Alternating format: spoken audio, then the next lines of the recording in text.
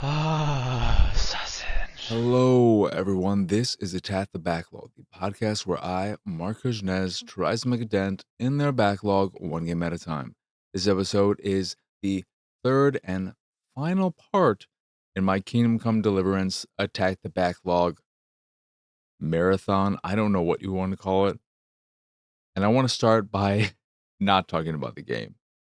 It only took me, only in quotations, only about 8 additional hours to finish the game after the first 2 weeks of dread and hell.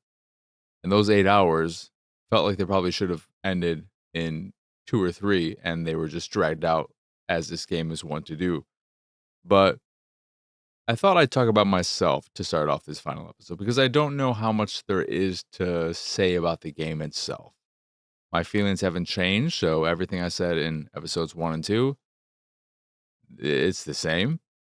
And given that the bit I played between episode 2 and this is really just the ending that is very long and drawn out, like I already said, I thought what would be the better thing to talk about on this here episode, this climactic episode, is the fact that this game is a perfect example of how stubborn I am as a gamer and how streaming exacerbates my stubbornness tenfold.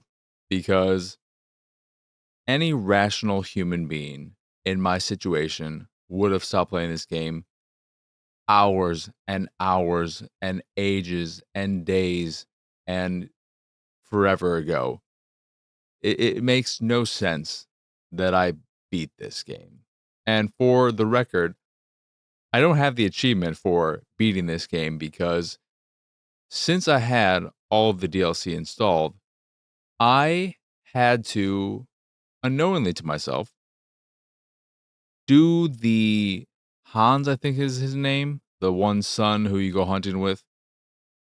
I had to do his DLC quest, which involves finding him a woman or something. I don't know. You got to get him some love. It might be called unrequited love. It doesn't matter.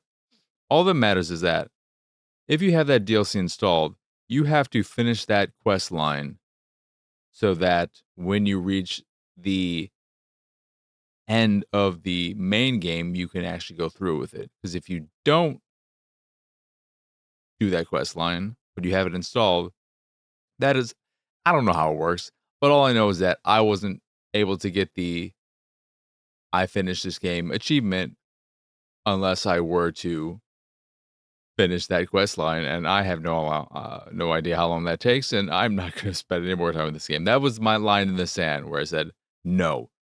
Except there's a part of me that says I want to do it because I want that stupid achievement. And no, you can't delete the DLC and then reload your save because the save requires all the installed DLC to always be there. Otherwise, no, it doesn't work. I tried, but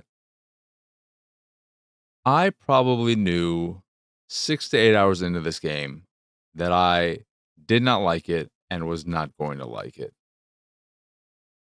It regularly threw me into walls through the combat that frustrated the hell out of me. Situations where I had to redo a section over and over and over again for 30 to 60 minutes at times because of the combat and how frustrating I found it to be.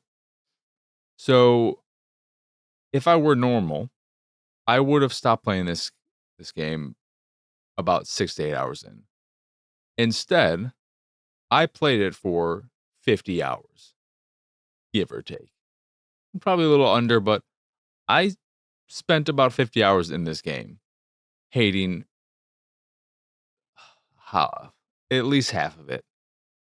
I can say that when I was just going from town to town and buying stuff, there is stuff in this game that I don't dislike.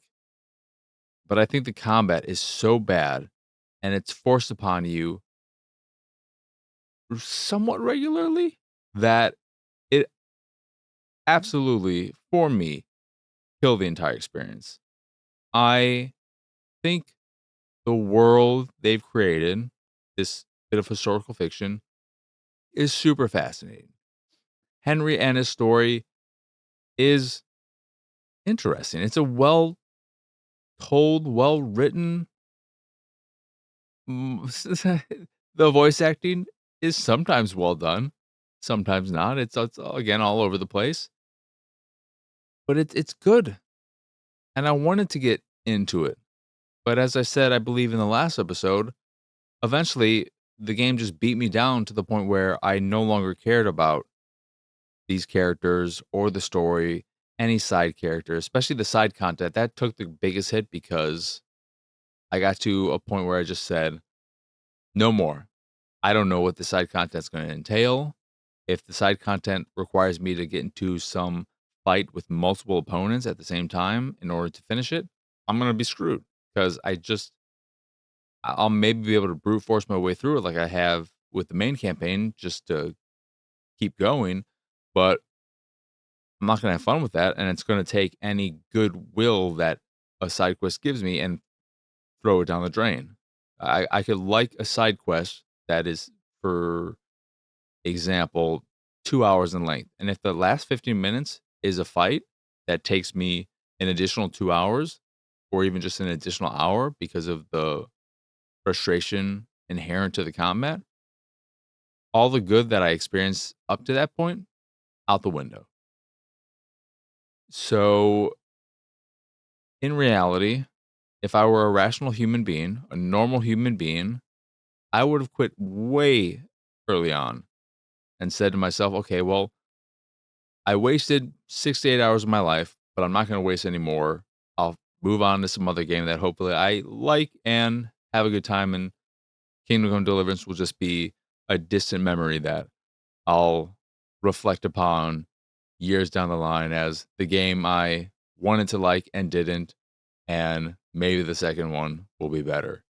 But no, because of my inherent stubbornness and then the exacerbation I get of that stubbornness through streaming, I powered through almost 50 hours of this thing. And it was an absolute nightmare. I hated it. Streaming while exacerbating the stubbornness also does it's a dual-edged sword of making me do something I might otherwise not, but also having the chat there, having company to talk to while I'm doing this made the whole thing a lot easier to get through. If I didn't have someone to engage with on not even an intellectual level, with just someone to distract me and keep me from losing my mind when I was in situations where I was beating my head against the wall. And in some cases, I was doing that at the start of a stream before people showed up, and it was rough. But then somebody would get there and we'd chat, and I'd know that at least some part of my life in that moment was not the most miserable thing ever. So thank you to everyone who was there during this journey and at some point kept me company because you are you are a godsend. But the final 8 or so hours of the game for me was basically the final battle with I don't think you fought the armored dude, but the shady dude. I don't remember fighting the armored dude. 'Cause I'm assuming, it's leading into the continuation of this story with the second game. But how it works out is that you have this battle start, which feels like it's the final battle, but then the enemy retreats into the castle. And so you have to attack the castle. You have to siege the castle. But before you can do that, one, you have to build a trebuchet. And in order to build the trebuchet, the builder needs this other dude who is smart in whatever ways. He might be an architect. I don't even know what his position was, but you need to bring him back to the base so that he can help in designing it and whatnot. Then also, the troops, they're hungry, they're thirsty, so you have to go out and get 200 pieces of meat. Doesn't matter what kind of meat, it just has to be 200 pieces of meat, and that shit's expensive. You also have to find some booze for them so that they can drink and be merry and happy and good to go come fight day. You also have to find a healer and a priest, and there's probably some more shit, and all of that is optional. I believe it's listed as optional, but I assume that, and this may be in fact true, that the more of those optional things you do, the happier your fellow troops will be, and the better they will do in the final the real final battle when you get there.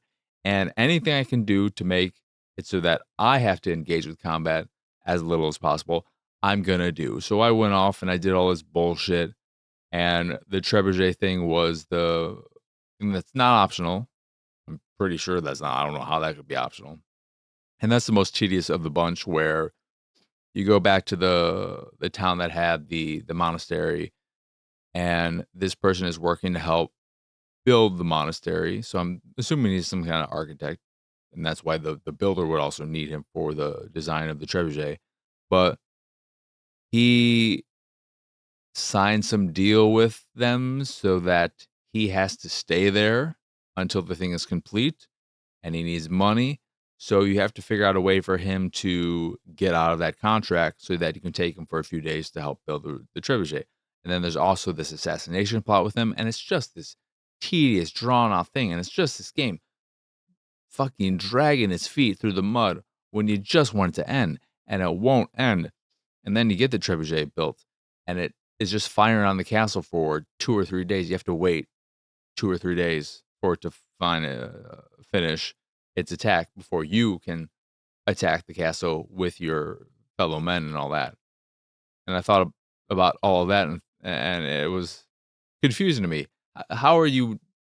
It didn't seem like the castle was all that damaged after 2 to 3 days of just constant trebucheting it with fucking shit. I When it ended too, is just like, all right. I was at least happy that I don't believe there was, and I could just already have forgotten. I don't believe there was some big climactic one-on-one fight with any particular enemy during it. It was just this big battle that eventually ended and got multiple cutscenes, and then it was the epilogue where you just do a bit of talking. I stopped the stream before that, and I continued through the epilogue, and that's where I realized, oh, I need to do this DLC if I want the actual achievement that says I beat the game, because I installed all the DLC stupidly, thinking I was gonna love this game and play so much of it. And I did play so much of 50 hours of fucking it. It is just an absolute nightmare hellhole that I had with this game. And I'm happy it's over, but I don't know if I ever want to do that again. The funny thing is, if I followed this up immediately with Oblivion, I would have had a great time. But we followed it up with something else. A good thing. But yeah, I don't know what else there is to say about the game. Other than to end on a more positive note, like I said, I think in both episodes, I think there's a lot of good here. I think this game has a strong foundation for a good game. And I am excited to eventually get to Kingdom Come Deliverance 2. The game, the sequel that is, reviewed so well. Again, one of the highest reviewed games of 2025. And I just hope, I haven't read any of the reviews. I hope the combat has been adjusted in some way. I either want it to be fully rehauled and redone, or for there to be, if it's still just the exact same thing and it's frustrating, let there be some kind of simplified combat controls in the same way they simplified the lockpicking, which eventually, after I built my skill up, it was easy enough to do that and wasn't an issue. But if the combat is exactly the same, and it's just that the game itself is more polished everywhere else, it's not gonna be a fun time. But there is a strong foundation here. I like the world. I like the story. I like the characters. I like the bartering system, even though there is a lot of repetition in what characters say in terms of those types of situations. So when you're bartering with someone and you're doing the back and forth, there are maybe 3 options of what they're gonna say, and a lot of it often ends up being, "Oh, that's close, but if you lower it a little bit more, I think we can make a deal." And you just hear that over and over and over again. So it would be nice if they maybe had 4 times as many options for how that could play out, but I it's not the biggest immersion breaking thing because you kinda just expect that to be the way it is. But I it's just a really disappointing experience to have because I think I would say that probably I think there is more good in Kingdom Come Deliverance than there is bad. However, the bad is so bad, and the bad is stuff that you're forced into. That's probably the biggest issue. If I could get out of every scenario without engaging in combat, if I could avoid combat, if my speech skill is high enough, so on and so forth, I'd be fine with the combat. I would be better with the combat being as bad as it is because I knew there was an alternative. But there are plenty of situations and plenty on the main quest line where you have to engage with combat. You can't avoid it. There are times where it's a big battle and you have fellow troops with you and you could just kind of sit back and let them do their thing. But then there are instances where you are forced in a one-on-one fight or against multiple opponents, or you are, what is it, ambushed when you are fast traveling or just when you're perusing through an area yourself and you have to fight them and you can't get out of it because the game kind of sucks at letting you run away from those situations. That feels realistic, but with the game's save system as it is, those situations become very, very bad because you could lose a lot of progress from an ambush that catches you off guard, multiple opponents, and you just die from it. And that is another thing where I think the game could be vastly improved with an accessibility option because you look at something like the Resident Evil remakes. They have a difficulty option modes where you can play it traditionally with the save rooms being the only way in which you can save. Or you can do it, and I think they allowed you to mix and match how difficult you wanted the game to be, but also you can adjust the save system on its own. But you can play that game where it's auto saving regularly, or I think it allows you to just save at any time. If the second game has that, where, yeah, there is the traditional, you can only save with sleeping at a bed that you own or through the Savior Snaps booze, fine. But then also give me the option to play it where I am able to save anywhere, or it is auto saving regularly, or whatever. That would also help out a lot with the frustration. But I think that's enough. That's enough of Kingdom Come Deliverance for you, for me, for everyone right now. When I'll get to Kingdom Come Deliverance 2, who knows? It'll take a while for this trauma to leave me, but yeah, that's gonna do it for this your episode of Attack the Backlog. Once again, I am Marcus Nez. Y'all can find me pretty much everywhere at PX Sausage. If you enjoy this here show or any of the stuff I do and what have you, you can support me and my nonsense over at patreon.com/PXS. There you can get access to a monthly Q&A, a private Discord channel, along with some fancy Discord roles, and the random drop on the Patreon here or there depending on your tier. Or you could just support me to support me if that is your fancy. That is, again, patreon.com/PXS. In addition to the Patreon, you can find links to the site, the YouTube, the Discord, and so much more over at pxsausage.com. That is the letter P, the letter X, sausage.com. But that is it. That is all. As always, thank you for watching or listening. I hope you enjoy this here episode, and I hope you have a wonderful, wonderful rest of your day. But for now, adios, arrivederci.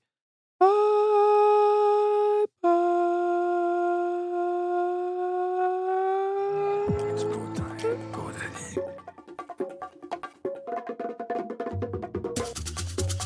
It's go time, go daddy.